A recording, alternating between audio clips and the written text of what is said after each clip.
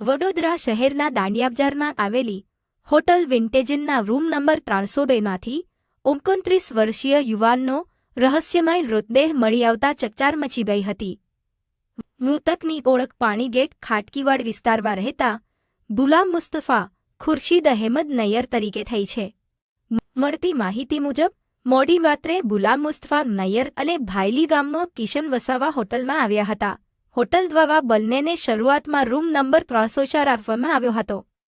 જો કે રૂમમાં વીજ પુરવઠો ખોરવાતા રાત્રિમાં આશરે 3 વાગ્યે બંનેને રૂમ નંબર 302માં ટ્રાન્સફર કરવામાં આવ્યા હતા. બંને યુવાનો છેલ્લા કેટલાક સમયથી વોટ્સએપના માધ્યમથી એકબીજાના સંપર્કમાં હોવાનું પોલીસ તપાસમાં સામે આવ્યું છે.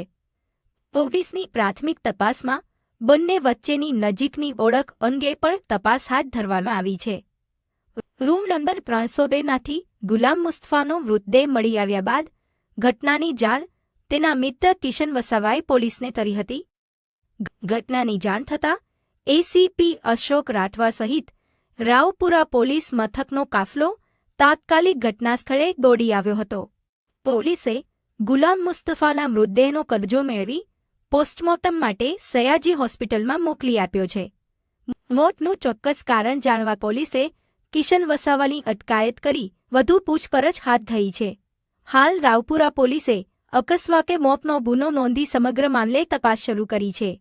પોસ્ટમોર્ટમ રિપોર્ટ બાદ યુવાનના મોતનું ચોક્કસ કારણ સ્પષ્ટ થવાની શક્યતા છે. 3 વાગ્યે ગુલામ મુસ્તફા ખુરશીદ નૈયર અને કિશન મુકેશ વસાવા, જેમાં ગુલામ મુસ્તફાની ઉંમર વર્ષ 29 છે અને કિશન વસાવાની ઉંમર છે 31 વર્ષની આજુબાજુ છે.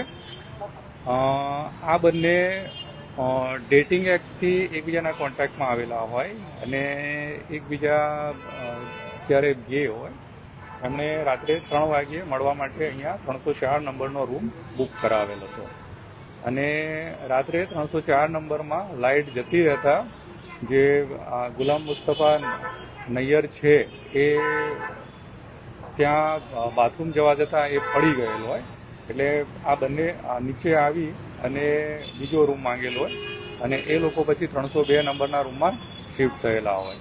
સવારે લગભગ અમને જાણ કરવામાં આવી કે જે ગુલામ મુસ્તફા નૈયર છે એ મરણ ગયેલ છે એટલે પોલીસે આવીને તાત્કાલિક આગળની કાર્યવાહી ધરેલ છે. બની શકે છે કે જ્યાં મરણ જનાર છે અને કોઈ પ્રકારનો નશો કરેલો હોય અને પોલીસે અત્યારે આકસ્મિક મૃત્યુ નોંધીને આગળની તજવીજ હાથ ધરેલ છે. એક મૃતદેહ છે. આજે પોલીસ પણ અહીં રોકાયેલી હતી હોટેલમાં, એની ચર્ચા છે લોકોમાં, પોલીસ અહીં ફરી પથારીઓ છે એવું કંઈ હતું કોઈ પોલીસ અધિકારી? ના, એવું કંઈ માહિતી અત્યારે છે નહીં, તપાસનો વિષય છે. શું કઈ હાલતમાં છે, કયા કારણસર?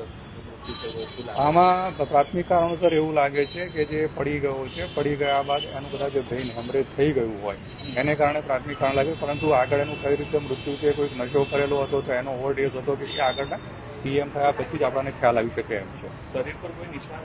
શરીર પર કોઈ પણ પ્રકારના નિશાન નથી અને સામેવાળો જે છોકરો છે એને પણ કોઈ ઝપાઝપીના અથવા તો કોઈ પણ પ્રકારની ઈજાના નિશાન નથી.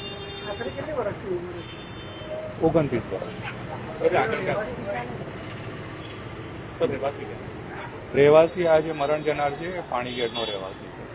હવે પોલીસ આગળ અત્યારે અમે આકસ્મિક મૃત્યુ નોંધી અને પીએમ માટે લાશને ખસેડજો. પીએમના રિપોર્ટ આવે છે પછી એમાં શું ફાઇન્ડિંગ આવે છે એના આગળની કાર્યવાહી કરવામાં આવે. એના પરિવારને જાણ કરવામાં આવેલ છે, પાણીગેટનો છે, એ આવે પછી એને આગળ